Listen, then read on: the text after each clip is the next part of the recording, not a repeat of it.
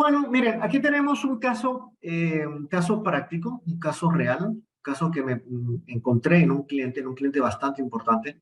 Este es un transformador en el cual, como vimos en la filmina anterior, no se hizo la adecuada instalación en donde el elemento del neutro no se aterrizó. Entonces no es el elemento puesto a tierra, no se aterrizó correctamente el neutro. Entonces, cuando hacemos la medición entre ese neutro y la carcasa del transformador, encontramos 4.8 voltios. Ustedes dirán, bueno, 4.8 voltios realmente no es mucho. Y yo les digo a ustedes que no es que no sea mucho, sino que es demasiado.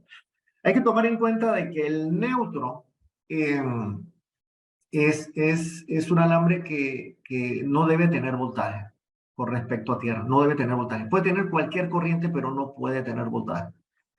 Y un voltaje de 4.8 voltios es un voltaje bastante cercano a lo que la electrónica del estado sólido en comunicaciones, por ejemplo, maneja, que es en los sistemas TTL y los sistemas CMOS, que utilizan más o menos 12 voltios, y los sistemas CMOS que utilizan más 5 voltios y cero en sistemas.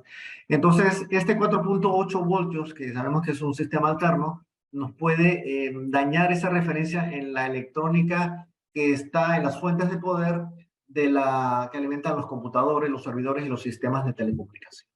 Entonces, un voltaje de 4.8 voltios es un voltaje muy alto, es un voltaje peligroso para la seguridad de los equipos. Y es un tema también de seguridad desde el punto de vista del código eléctrico, porque no cumple con la normativa.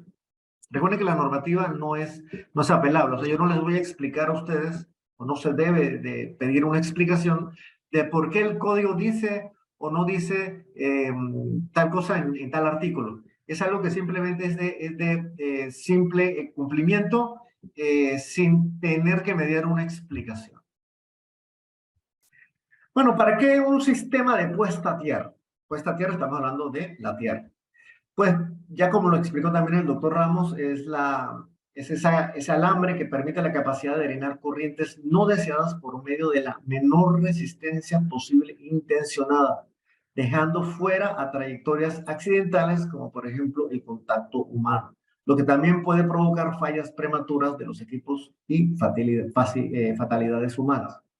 Un punto común de baja impedancia en todos los circuitos o en todos los elementos metálicos de un circuito crea equipotencialidad en la instalación, de manera que se estabiliza también el voltaje bajo condiciones normales de operación. Entonces, si yo, por ejemplo, todas las partes metálicas que deben de estar aterrizadas y dejo digamos, de aterrizar una puerta, por ejemplo, de un gabinete, y esa puerta que está, digamos, flotante, no tiene aterrizaje, logra tocar con un alambre vivo que tiene voltaje, o del mismo neutro, pues el técnico o la persona que está cerca toca ese gabinete, esa puerta de ese gabinete, y va a crear un camino hacia tierra, y lo que va a pasar es de que esa persona va a recibir una descarga eléctrica que puede ser fatal o puede producir también un arc flash en donde pues, también pueda sufrir quemaduras. Bien, vamos a hablar de un tema también interesante que tiene que ver con malas prácticas de instalación, y que son el tema de las corrientes indeseables o las corrientes objetables. ¿Qué son las corrientes objetables o indeseables en los alambres de puesta a tierra? Cuando hablamos de puesta a tierra, estamos hablando del neutro. Perdón, de tierra. De puesta a tierra es la misma tierra. El artículo 250.6, hablando de las corrientes indeseables, dice que es el arreglo para prevenir una corriente indeseable. La puesta a tierra de sistemas eléctricos, conductores de circuito, pararrayos, dispositivos de protección contra transitorios y partes metálicas conductoras del equipo que normalmente no transportan corriente, se deben instalar y disponer de manera que se impida una corriente indeseable.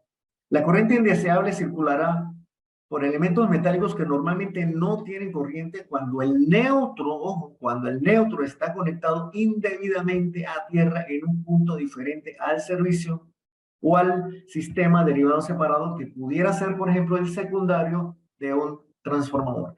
Entonces, cuando hacemos una mala instalación eléctrica, una mala práctica en donde estamos mezclando el neutro o el sistema puesto a tierra con la barra del sistema de puesta a tierra, lo que va a ocurrir es que va a haber estas corrientes indeseables. Entonces, cuando estamos haciendo mediciones en las tierras, resulta que estamos encontrando corrientes, y estas corrientes tienen consecuencias en cuanto a la seguridad humana y en cuanto a los activos de la industria y los sistemas de cómputo. Aquí, por ejemplo, bueno, aquí tenemos dos sistemas, en el cual, en el primero, el de la izquierda, vemos que la carcasa no está aterrizada, no tiene un camino a tierra, y lo que pasó fue que esa carcasa accidentalmente tuvo un contacto con uno de los alambres portadores de corriente, y la persona, pues, que no está debidamente aislada, porque no tiene sus botas y no tiene sus guantes, tocó la carcasa, y lo que pasó fue que creó un camino de corriente que facilitó esa corriente y llegar a cerrar el circuito. Y lo que pasó fue que la persona, pues, tuvo una descarga. La figura siguiente, lo que tenemos es que la carcasa efectivamente tiene su protección, está perfectamente aterrizado, y lo que pasó es que el camino de la corriente fluyó a través de la tierra, cerró el circuito, y la protección, llámese termomagnético o fusible, se disparó Disculpe, y protegió ingeniero. ¿Perdón? Sí, ya son las 8:55. Si puede tener resumen para poder dar los últimos comentarios. Ok, perdón. Bueno, aquí tenemos, rapidito, aquí tenemos uniones indebidas neutro a tierra, las pueden ver en la barra. Ahí tenemos alambres verdes, tenemos alambres blancos. Aquí volvemos a tener el mismo problema, verdes y blancos en la misma bornera. Aquí tenemos una planta, en donde a la salida de la planta tenemos una conexión de neutro a tierra, que en este caso pudiéramos decir que es indebida porque la transferencia es a 3 polos, con lo cual no se cumple el requerimiento de tener que aterrizar el neutro y tierra en la planta. Sin embargo, digamos, si hubiera habido en esta topología, que es una transferencia a cuatro polos, en donde hay transferencia del tierra, aquí sí se une el neutro y el tierra a la salida de la planta. Hablando de las mediciones, bueno, tenemos, por ejemplo, algo que me llamó mucho la atención, haciendo mediciones de tierra en una planta en donde encontramos overload. Overload significa, en este analizador, de que la tierra está abierta, y eso es muy peligroso porque entonces los sistemas no están debidamente aterrizados. Aquí tenemos dos mediciones, una de impedancia y otra de corriente, que son excelentes. Esta es una torre de comunicaciones en la que tenemos una muy baja impedancia por debajo de los 5 ohmios, estamos hablando de 0.17 ohmios, excelente, y una corriente de 38.82 miliamperios, que es una corriente perfecta, es muy baja corriente, así que se da por hecho que es una muy buena instalación.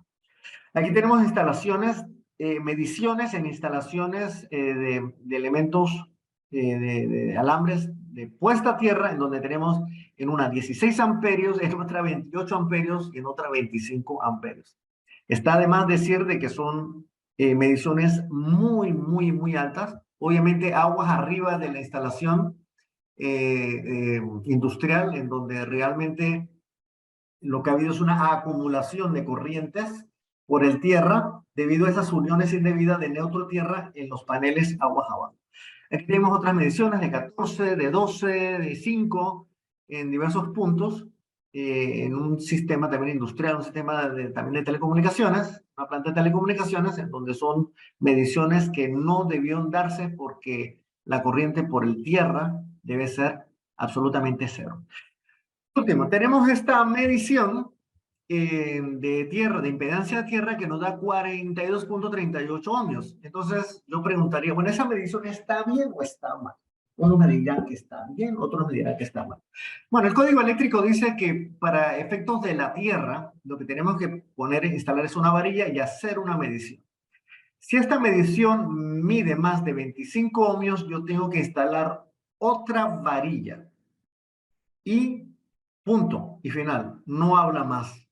Eso significa de que si yo pongo una varilla, mide más de 25 ohmios, y pongo otra varilla, el código eléctrico no me obliga a mí a hacer una segunda medición. Con lo cual, pudiera ser que esos 42 ohmios está bien, siempre y cuando tenga dos varillas. Pero estamos hablando del Código Eléctrico Nacional, que son los requisitos mínimos para considerar una instalación segura. Si nos vamos a lo que es sistemas de industria, a los centros de datos, celdas de telecomunicaciones, no nos podemos enfocar o no podemos tomar en cuenta mucho el Código Eléctrico Nacional porque estos son los requisitos mínimos que normalmente no nos van a funcionar para sistemas de críticos. Entonces ahí tendríamos que hacer uso antiguamente lo que es el libro Esmeralda, el libro verde, y actualmente lo que es la IEEE, la serie 3003, en donde ya nos está hablando de que, por ejemplo, para industria tenemos que tener menos de 5 ohmios y para sistemas de telecomunicaciones entre 1 o 3 ohmios. Entonces, estos 42 ohmios que estoy midiendo puede o no puede cumplir con el Código Eléctrico Nacional, pero lo más probable es que no cumpla con los estándares de la industria y de los centros de datos.